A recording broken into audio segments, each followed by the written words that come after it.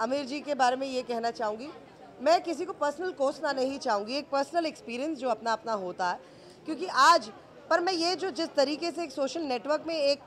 सैलाब सा आ गया, उनके जो पीछे पड़ गए हैं लोग, एक उन्होंने इस तरीके का जो स्टेटमेंट अपने हिसाब से जो अपनी बीवी का बोला या अपना बोला, जो भी है, कारण वो बेस्ट जानते हैं, उनका क्या पर्सनल एजेंडा है उसमें, तो वो ही जाने, पहला पॉइंट। दूसरा पॉइंट, वो किस रिलेशन में बोल रहे हैं, पूरा पैराग्राफ जो उनका जो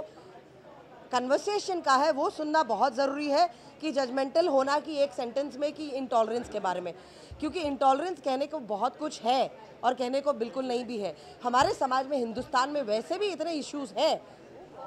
और बहुत सारे ऐसे इश्यूज़ हैं कि कानून की जगह में काम नहीं करता है, पहला पॉइंट। दूसरा पॉइंट ये है कि आमिर साहब ने अगर ये बोला है तो अपने हिसाब से बोला है, ठीक है, हम उनको ये जजमेंटल ले रहे हैं क्योंकि एक सामाजिक सत्यमेव जयते आता है उनका, उनकी ऐसी फिल्में आई हैं जिन्होंने देश और समाज के पेट्रोलिज्म है, ये है फलाना, हम इस तरीके से उनको, आप एक लेबल ना करें। अब एक प्रश्न पूछा है तो मैं वन लाइन स्टेटमेंट नहीं बोलूँगी कि ये गलत बोला या सही बोला। आई एम नोबडी टू जज एनीबॉडी,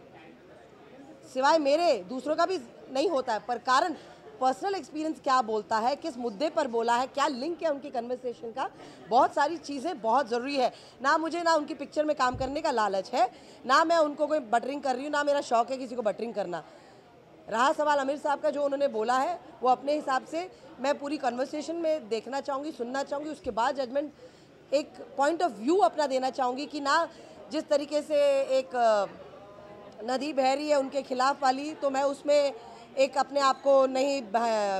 डालना चाहूँगी।